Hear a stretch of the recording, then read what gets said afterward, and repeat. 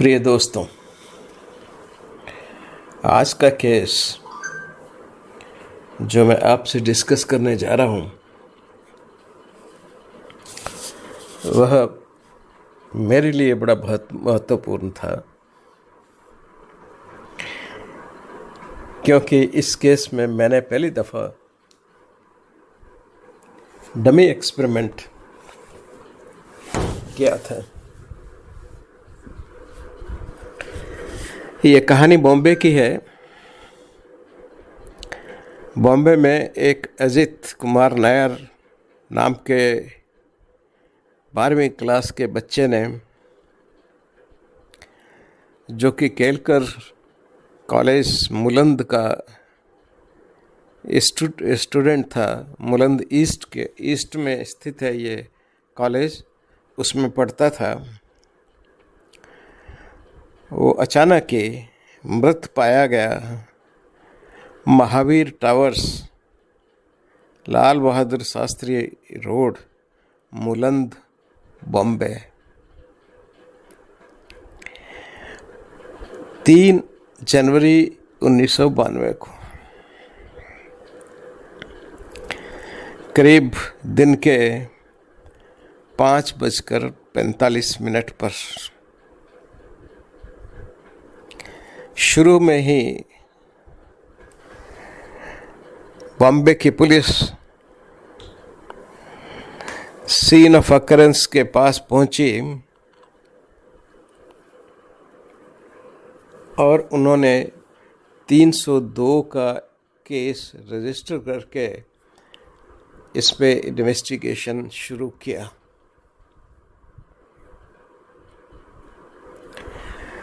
लेकिन पुलिस कोई सबूत 302 के केस के लिए, यानी कि मर्डर केस के लिए नहीं सबूत जुटा पाई।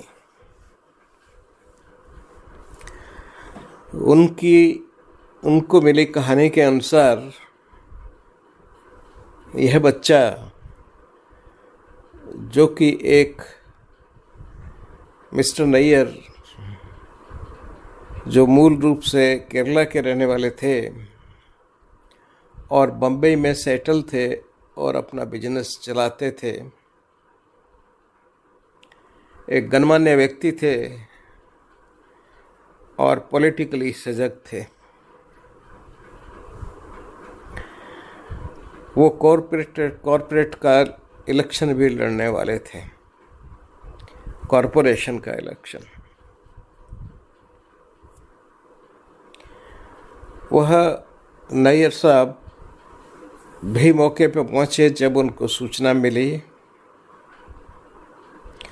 कुछ लोगों का कहना है कि यह सूचना उनको तब मिले जब वो कॉरपोरेशन के इलेक्शन के लिए अपना फॉर्म भर रहे थे। यह कुछ लोगों का कहना था जिन्होंने मुझे प्रकट रूप में सूचित किया। खैर, यह बच्चा जो 12वीं क्लास का स्टूडेंट था, जब एक टावर के पास पाया गया तो उसके फादर तुरंत वहीं पहुंचे। पुलिस पहले ही पहुंच चुकी थी और उनका इन्वेस्टिगेशन स्टार्ट हो चुका था। इसी बीच जो साक्ष्य और जो इन्वेस्टिगेशन में सामने आया, उसके आधार पर पुलिस ने इस केस को सुसाइड का माना। लेकिन उनके पिता इस बात को मानने के लिए तैयार नहीं थे। उन्होंने तुरंत अपनी कार्रवाई शुरू की और इस केस को सीबीआई को ट्रांसफ़र करवा दिया, हाई कोर्ट के ऑर्डर से। सीबीआई में यह केस आर.सी. अरोड़ा साहब को दिया गया और 92 में ही 1992 में ही उन्होंने मुझसे संपर्क किया और हमने इन दोनों केसों को डिटेल्ड में डिस्कस किया। इसमें दो तरह की ओपिनियन लगे हुए थे। एक ओपिनियन उन डॉक्टर्स का जिन्होंने पोस्टमार्टम किया था और दूसरा ओपिनियन डॉक्टर C.A. फ्रैंकलिन, जो कि उस वक्त रिटायर हो चुके थे बॉम्बे के पुलिस सर्जन की पोजीशन पे। वो काफ़ी लंबे समय तक बॉम्बे के पुलिस सर्जन रहे। उनके नाम पर बड़े बड़े इम्पोर्टेंट केस थे जिनमें मैंने भी कुछ सहायता की थी, क्योंकि मैं तो उस वक्त रेजिडेंट ही था और मेरे आने तक ये सब केस चल रहे थे। उनमें कुछ केस बहुत प्रसिद्ध हुए,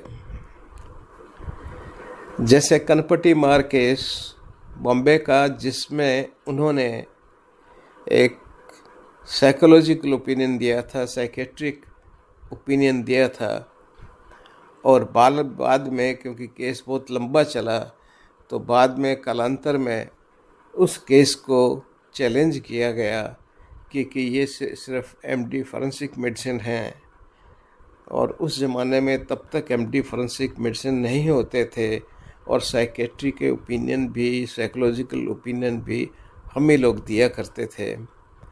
इसलिए उसको पहली दफ़ा हाई कोर्ट में चैलेंज किया गया उनके ओपिनियन देने के 10-12 साल बाद। उस स्टेज पर मैं भी कांटेक्ट में आया।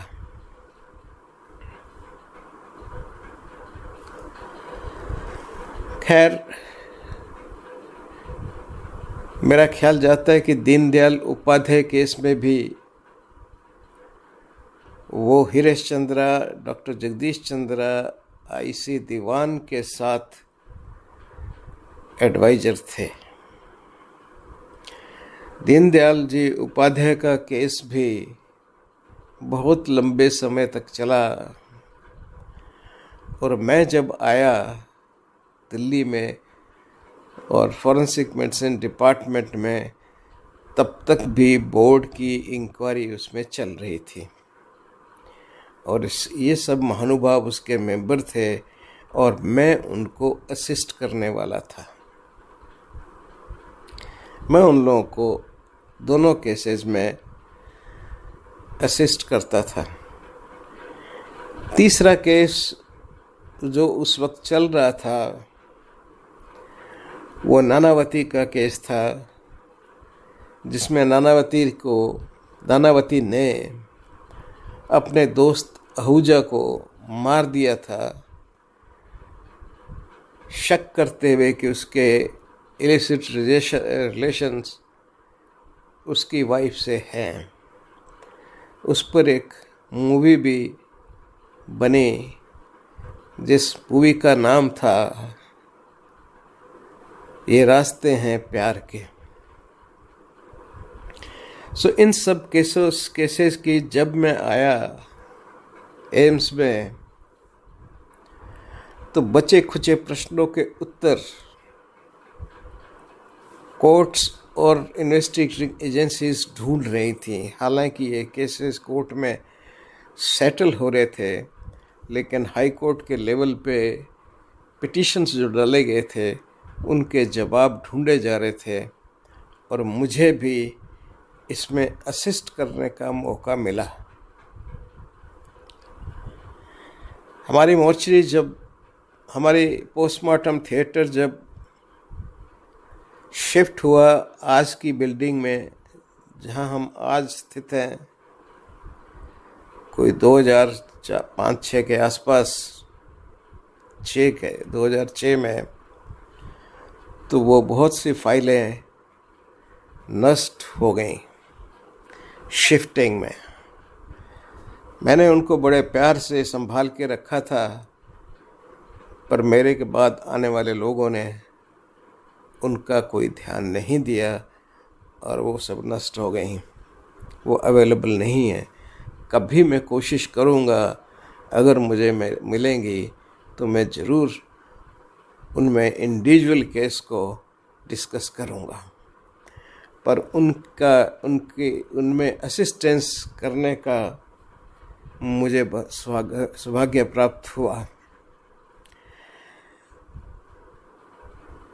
श्री दीनदयाल उपाध्याय के केस में डॉक्टर जगदीश चंद्रा को असिस्ट करने का मुझे इसी एम्स में ही मौका मिला। ये गवर्नमेंट की साइड से इन्वेस्टिगेशन था, लेकिन दूसरी साइड में आरएसएस की साइड से, आरएसएस नहीं, जनसंघ की साइड से, जो जनसंघ के कुछ अधिकारी लोग थे दिल्ली में, उन्होंने भी अपनी एक कमेटी बना रखी थी, जिसके चेयरमैन डॉक्टर आर.एन. कटारिया, जो मेरे बहुत ही अच्छे सीनियर मित्र मैं कहूँगा, सीनियर भाई साहब जिन्हें मैं कहूँगा, वो रहे। क्योंकि जब मैं दिल्ली में आया तो मुझे ये आदेश था कि मैं उनके संपर्क में निरंतर रूप से रहूं, और मैं डॉक्टर आर.एन. कटारिया और कुछ डॉक्टर्स हम और थे एक जैसे विचारों वाले, तो हम लोग हमेशा नियमित रूप से मिलते थे, और उनको भी एक कमेटी का चेयरमैन बनाया गया था अलग से, प्राइवेट रूप से, पंडित दीनदयाल उपाध्याय जी की ऑटोप्सी रिपोर्ट पे और उस पर कमेंट और जो इन्वेस्टिगेशन हो रहे थे उन पे नज़र रखने के लिए।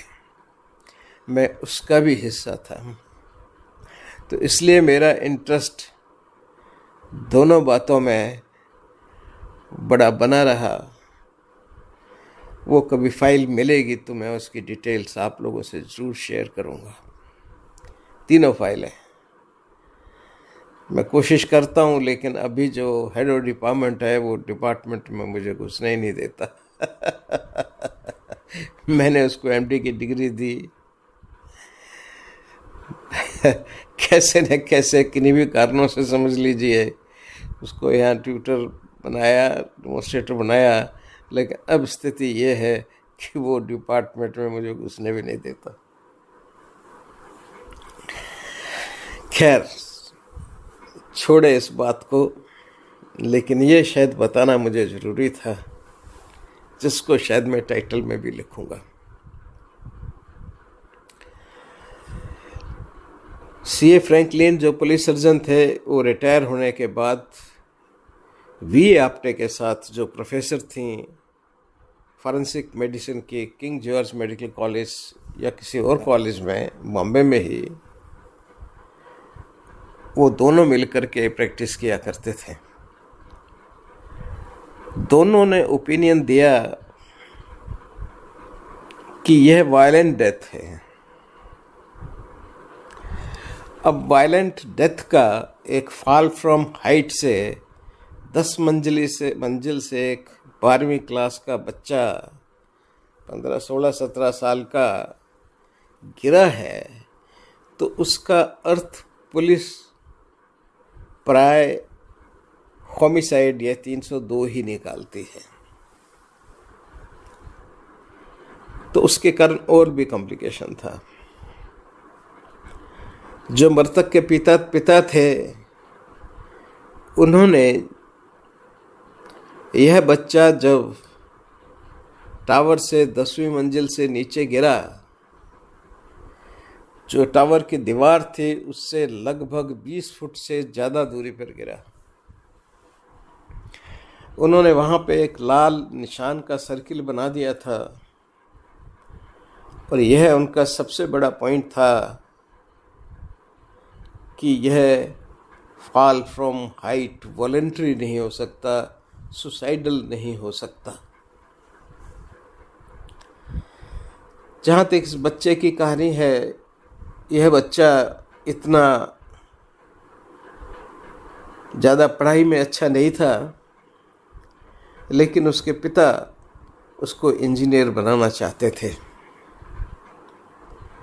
12वीं क्लास में जिस स्कूल में ये पढ़ता था, वहाँ पे अक्सर जर्नल लिखी जाती थी, प्रैक्टिकल जर्नल। और जिस दिन इन्होंने सुसाइड किया है, 3 जनवरी को, उस दिन भी इनकी जर्नल थी और प्रिलिमिनरी एग्जामिनेशन भी था। उसने दोनों दिए और उसके बाद में ये स्कूल से आ गए और बाद में वो मृत पाए गए उस टावर के नीचे। हम लोगों ने अध्यापकों से बात की तो उन्होंने बताया कि साहब ये एवरेज से कब स्टूडेंट थे, उनका पढ़ाई में इतना अच्छा परफॉर्मेंस नहीं था। हमने उसी एग्ज़ाम के पेपर्स निकाले जिसके बाद उन्होंने कूदे, ऊपर से गिरे थे, तो उसमें कुछ भी लिखा नहीं था और और टीचरों का जो फीडबैक था वो बहुत ही ख़राब था उसकी पढ़ाई के बारे में। लेकिन उनका ऐसा विचार था कि इनके फादर बहुत एम्बिशियस है, एक ही बच्चा था, तो वो उसके बारे में बड़े एम्बिशियस थे। स्वभाव से वो थोड़ा जॉली टाइप का था, वज़न उसका कुछ ज़्यादा था अपने उम्र और क्लास के हिसाब से, लेकिन वैसे वह बहुत जॉली सा था। लेकिन पढ़ाई में वह बहुत ही कमज़ोर था। ये सब मिलने के बाद सबसे पहले हमने जो फ्रैंकलिन साहब को चिट्ठी लिखी गई आर.सी. अरोड़ा द्वारा, कुछ पॉइंट्स का एक्सप्लेनेशन करते हुए जो उन्होंने लिखे थे, खास करके कि उनका अर्थ जो वायलेंट डेथ है उससे क्या मतलब है। कुछ एब्रेजन्स वगैरह जो हाथों पे इधर उधर और पंक्टेट एब्रेजन फेस पे थे, उनके द्वारा भी कुछ उनको एज ए स्ट्रगल मार्क दिखाने की कोशिश की गई थी। जब उनको पत्र मिला तो उन्होंने उसको एक्नॉलेज किया और मेरे से बात की। मेरे से उनके बड़े मधुर संबंध थे। जब भी मैं बॉम्बे जाता था उनसे मिलता था और वो दिल्ली आते थे और मेरे डिपार्टमेंट में वो एक रेगुलर एग्जामिनर की तरह आया करते थे, इसलिए मेरी उनसे संबंध बहुत अच्छे थे। मेरे वो प्रमोशन में एक्सपर्ट भी रहे, बहुत सीनियर आदमी थे और बहुत पुराने। जब सारा नागपुर मध्य प्रदेश का कैपिटल हुआ करता था, तब से वो गवर्नमेंट के मेडिकल सर्विसेज में कार्यरत थे। लेकिन हमारा पत्र मिलने, यानी कि हमारा पत्र जो सीबीआई के ऑफिसर्स के द्वारा उनको दिया गया था, उन्होंने अपना ओपिनियन बदल दिया, सॉफ्ट कर दिया। उन्होंने कहा जी मेरा वायलेंट कहने का मतलब ये था, ये कतई नहीं था कि ये सुसाइड नहीं है और खाली होमिसाइड है। उसी तरह जो मार्क्स ऑफ स्ट्रगल वगैरह थे, उसको भी ओपिनियन उन्होंने रिवाइज कर दिया और कहा कि ये दीवार चढ़ने के टाइम में हो सकते हैं। और फेस पे जो पंक्टेट एब्रेजन थे, वो उन्होंने कहा कि जब ज़मीन पे वो गिरे हैं तो ज़मीन खुरदरी होने के कारण इम्पैक्ट से वो चेहरे पे और दूसरे जगहों पे हो सकते हैं। इस तरह से एक तरह से उन्होंने अपने ओपिनियन को बहुत सॉफ्ट कर दिया, इसलिए उनसे आगे बात करने की कोई हमने आवश्यकता महसूस नहीं की। उन्होंने वी आप्टे का भी जिक्र किया कि यह ओपिनियन मैंने उनके साथ डिस्कस करके बनाया है। तो इसलिए दोनों से फिर हम पर्सनली मिलने का हमने आइडिया छोड़ दिया और हम सिर्फ उनसे नमस्कार किया फ़ोन पर, और मैंने अपनी जो भावनाएं हैं, रेस्पेक्ट की भावनाएं उनको दी, रिस्पेक्ट्स दिए, और वहीं हम डॉक्टर आप्टे से मिले ना। उनसे कोई अब आवश्यकता ही नहीं थी जब राइटिंग में हमारे पास आ गया। इस फाइंडिंग के बाद में हम फिर दोबारा मीटिंग की बॉम्बे में उनके फादर के साथ में और बाकी लोगों के साथ में, और हमने उनसे पूछा उनके फादर से कि आपका मुख्य जो ऑब्जेक्शन है वो हमें बताया जाए। उन्होंने हाई कोर्ट में भी लिखा था, तो उन्होंने एक ही मुख्य अपना बताया ऑब्जेक्शन कि मैंने जहाँ लाल निशान लगा रखा है उस टावर के साइड में, वहाँ पे अगर कोई सुसाइड करेगा तो बॉडी नहीं गिर सकती। वहाँ पे तभी गिर सकती है अगर कोई उसको पीछे ज़ोर से धक्का दे या उसको फेंके, क्योंकि वो डिस्टेंस 20 फुट से ज़्यादा है। और मैंने बहुत बार वहाँ से, उनके वज़न के लड़का काफ़ी हैवी था, ये नायर जो है ये काफ़ी हैवी वेट का था, बहुत मोटा था। तो बोले उनके वज़न की मैंने बहुत सी चीज़ें फेंक के देखी हैं, कोई भी चीज़ इस टावर के 2 फीट से या 3 फीट से आगे नहीं गिरती। मेरे बेटे की बॉडी 20 से भी ज़्यादा 22-23 फीट तक कैसे गई, ये मुझे विश्वास नहीं होता है। ये ज़रूर किसी ने धक्का दिया है या पीछे से उसको बहुत ज़ोर से पुश किया है। जब हमने पूछा ऐसे ही कि भाई आप ऐसा क्यों समझते हैं कि किसी ने मर्डर किया है, तो उन्होंने कहा साहब मुझे इन्फॉर्मेशन उस वक्त मिली जब मैं कॉर्पोरेट के लिए फार्म भरने गया हुआ था डीसी ऑफिस में, और तभी मुझे कोई आके बताता है तो ये साजिश है मुझे रोकने के लिए कॉर्पोरेट बनने से। अब ये बड़ी कहानी बन जाती है एक तरह से। काफ़ी लोग उनका सपोर्ट भी इस बात पे लोकल लोग करते हैं। हमने सब टीचरों से बात की, उनके जाके इंटरव्यूज़ लिए, देखा, लेकिन वहाँ से जो मुझे इन्फॉर्मेशन मिली वो यही मिली कि वह बच्चा थोड़ा सा अलग था और पढ़ाई में बिल्कुल ही उसका इंटरेस्ट नहीं था, और उसके फादर उसको इंजीनियर बनाना चाहते थे। ये 2 बातें उन्होंने कही, और उन्होंने प्रूफ के रूप में उसकी पीछे की जो इंटरनल असेसमेंट की परफॉर्मेंस अवेलेबल थी वो भी दिखाई कि साहब इसकी परफॉर्मेंस तो बिल्कुल नील है। और रादर तो हमने कॉपियाँ निकलवाई उनकी, जो उस वक्त लेटेस्ट एग्ज़ाम हुए थे उन कॉपियों में उसने कुछ नहीं लिखा हुआ था, वो बिल्कुल खाली पड़ी थी। जो बातें लिखी थी उनका कोई रिलेवेंस नहीं था सब्जेक्ट मैटर के साथ में। ये सब करने के बाद में दोबारा से फिर दिल्ली आकर के हमने आरसी अरोड़ा साहब ने मीटिंग बुलाई, हम सब लोगों ने डिस्कस किया और एक निर्णय पे पहुँचे कि इनका साइकोलॉजिकल पोस्टमार्टम किया जाए, इनकी मृत्यु के बाद की साइको एनालिसिस किया जाए। हमने एम्स के जो हेड ऑफ द डिपार्टमेंट थे सेक्रेटरी के डी मोन, उनसे लिखा और उन्होंने मिसेस एस दुबे, उस वक्त एडिशनल प्रोफेसर ऑफ साइकोलॉजी होती थी, उनको डिप्यूट किया गया।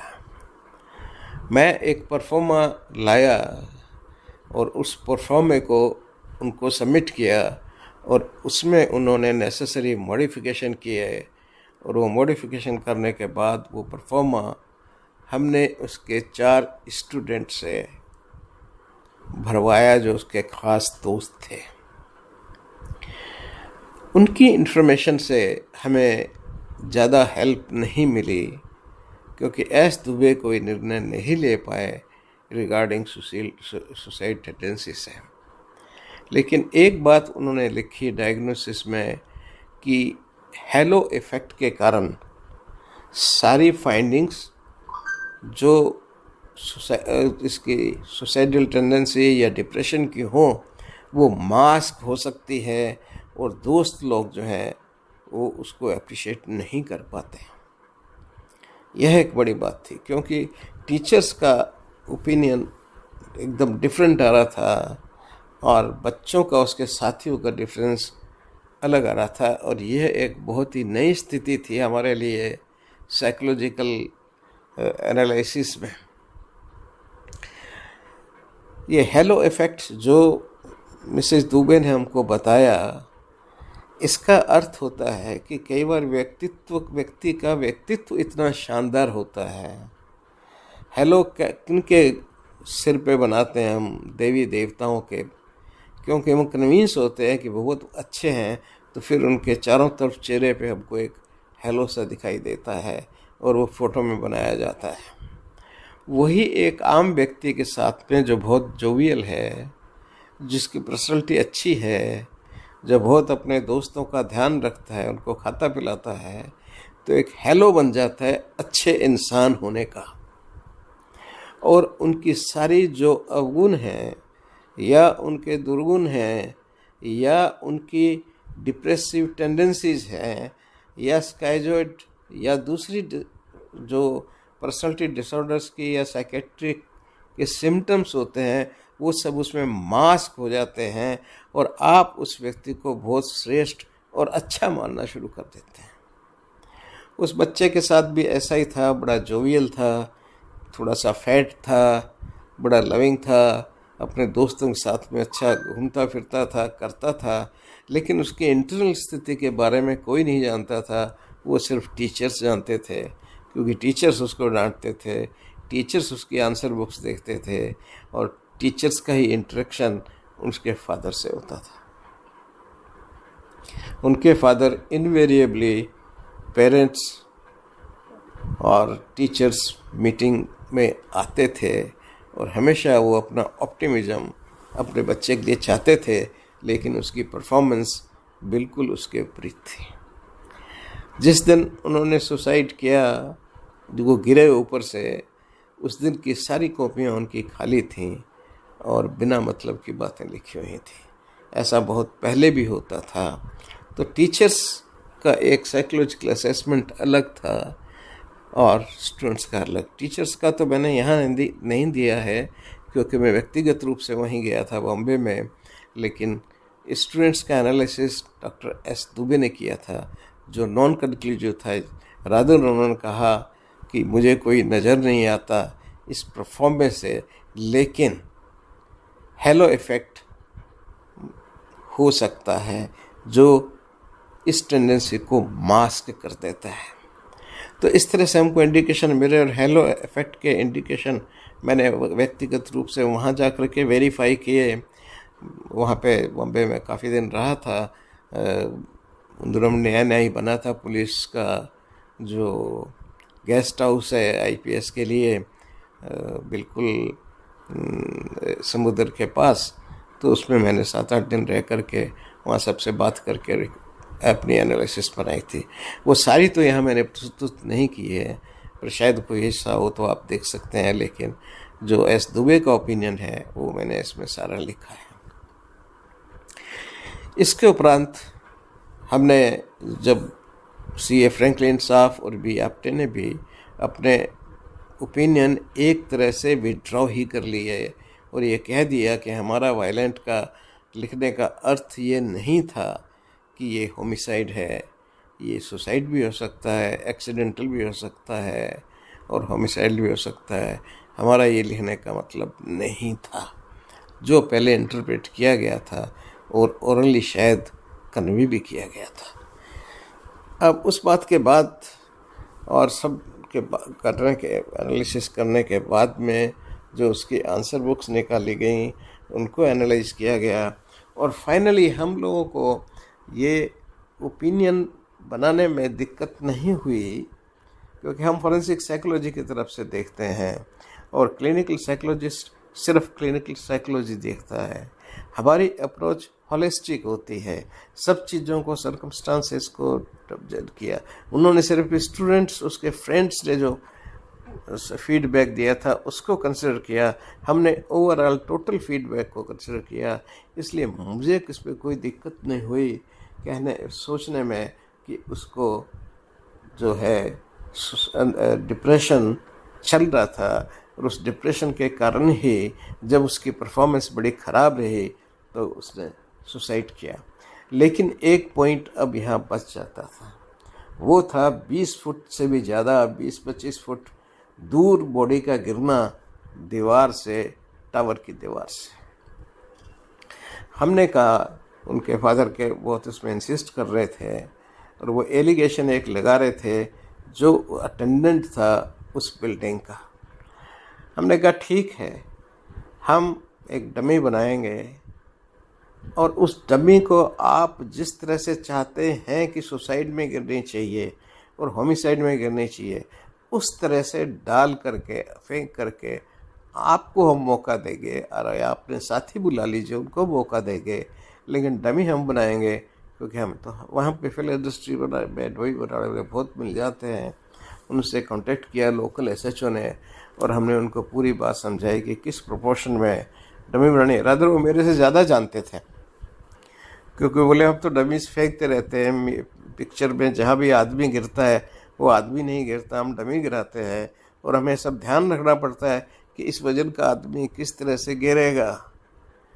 तो हम बड़ा रिलेटिव वेट, और वहीं से मैंने सीखा कि कैसे रिलेटिव वेट लेग्स में, लोअर लेग्स में, एब्डोमेन में, चेस्ट में, हेड में, नेक में, कैसे नेक को फ्लेक्सिबल रखना है, कैसे हैंड्स की मूवमेंट रख रहे हैं। और वो ज़्यादातर एक्चुअल स्केलेटन ही यूज़ करते थे उसके अंदर। और वहीं मेरे को पता चला कि उस ज़माने में वो प्लास्टिक के सेम वेट के स्केलेटन भी बनवा लिया करते थे। तो खैर उन्होंने बना के बहुत अच्छी डमी बनाई और हम पहुँचे वहाँ पे। उस ज़माने में ट्रेन से ही जाया करते थे, नहीं तब तक हवाई जहाज़ में ज़रा अलाउ हो गया था, तो सभी लोग बाई एयर, कभी ट्रेन से भी जैसे ही काफ़ी बार जाना पड़ता है आपको, तो फिर आप इस चीज़ का ध्यान नहीं रखते, आप समय का ध्यान रखते हो कि किस दिन मेरे पास में समय है। तो हम पहुँचे वहाँ पे, हमने उसी स्थिति में 10th फ्लोर पे उसको लगाया गया और फिर उन्हीं के फादर को और उनके मित्रों को कहा कि अब आप डमी, क्योंकि हमने उसमें बोन्स जो हैं वो यूज़ की थी मैन्युफैक्चर्ड वन, ओरिजिनल नहीं, ओरिजिनल टूटने के बाद में फिर काम की नहीं रहती। और लेकिन ये जो सिंथेटिक बोन्स थी उनका वजन, स्ट्रेंथ बिल्कुल इक्विवेलेंट थी, लेकिन वो 1 से 2 बार यूज़ की जा सकती थी। खैर उस डमी को ऊपर ले जाया गया और उन्होंने उसके, उनके मित्रों ने उनको फेंका और नीचे हमने कैमरे लगा करके उसकी पूरी रिकॉर्डिंग की। जैसे ही वो डमी करीब 6th फ्लोर के पास पहुंची, उसने एक समरसॉल्ट लिया और उस समरसॉल्ट से उसकी डिस्टेंस 2-3 गुना बढ़ गई, मतलब दीवार से हट गई, दूसरी तरफ आ गई और आकर के उसी पॉइंट पे गिरी जो लाल निशान उन्होंने इतने टाइम से लगा रखा था और ध्यान रखते थे कि कोई उसको मिटा नहीं दे।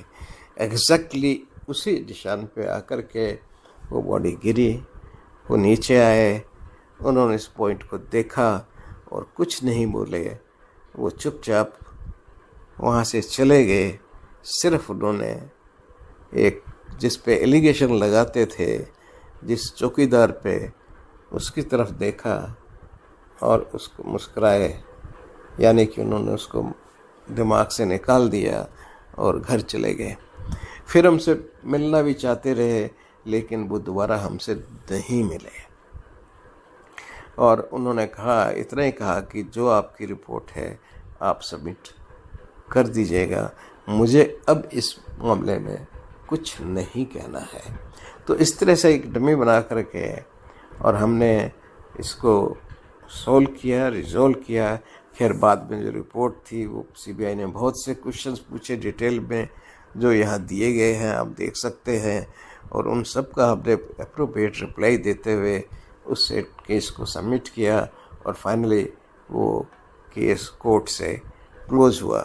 तो ये था कहानी बॉम्बे की, जहाँ एक बच्चे ने सुसाइड किया था और उसको हमने किस तरह से, जबकि बीच में बड़े सीनियर डॉक्टर्स ने उसको एक तरह से होमिसाइड ही डिक्लेयर कर दिया था, क्योंकि जब वर्ड वायलेंस यूज़ कर लेते हैं, वैसे तो वायलेंस नॉन स्पेसिफिक है, पर इन्वेस्टिगेशन में वायलेंस जब आ जाता है तो फिर ये मैंडेटरी हो जाता है 302 लगाना और करना, और उसके हिसाब से इन्वेस्टिगेशन करना, और कभी कभी वो केस बन भी जाता है, कोर्ट में चला जाता है, और वहाँ क्या होगा ये सब तो इंसान का भाग्य है। धन्यवाद। मैं फिर आऊँगा आपके पास एक नई कहानी के साथ। आज बस इतना ही।